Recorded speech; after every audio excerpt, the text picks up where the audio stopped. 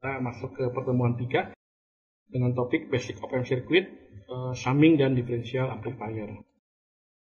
Jadi summing amplifier atau penguat penjumlah itu pada dasarnya adalah output ini dihasilkan dari bobot penjumlahan masing-masing inputnya.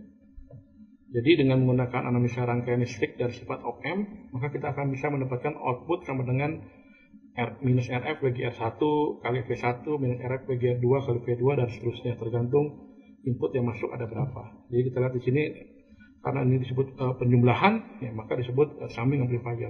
Minus di sini artinya dia penguat inverting karena memang di sini inputnya masuk melalui jalur inverting op-amp. Sehingga output di sini bisa dituliskan sebagai A1 kali V1 tambah A2 kali V2 tambah A3 kali V3 dan seterusnya. Nah, ini adalah rangkaian dari summing amplifier. Aplikasinya apa ya? Pertama untuk audio mixer, jadi sesuai namanya mixer artinya mencampurkan dari berbagai jenis sinyal audio. Kemudian juga bisa dipakai untuk digital untuk analog converter atau DAC. Kemudian juga untuk sebagai DC offset voltage pada AC signal voltage, misalnya dilakukan pada LED modulation circuit untuk menjaga LED bekerja pada daerah operasi linearnya.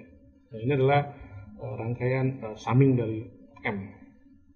Kemudian berikutnya adalah rangkaian diferensial. Jadi sesuai namanya diferensial artinya penguat selisih, yaitu rangkaiannya seperti ini. Jadi ada dua input. Input 1 masuk lewat jalur minus dan input 2 lewat jalur plus.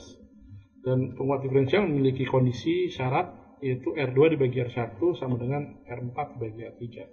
Jika kondisi ini dipenuhi, maka output adalah selisih dari V2 dan V1 dikali dengan R2 per R1. Makanya disebut dengan penguat selisih. Jadi outputnya ini, output op-amp ini, dia menguatkan selisih dari input yang masuk.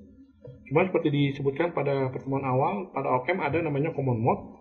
Jadi secara ideal jika inputnya sama seharusnya outputnya 0. Cuman karena adanya common mode, maka nanti muncul output juga namanya output common mode. Tapi biasanya secara praktis karena common mode ini rendah sekali penguatannya, sehingga biasanya ini dapat diabaikan. Oke, demikian pada pertemuan kali ini kita membahas tentang summing dan differential amplifier. Terima kasih.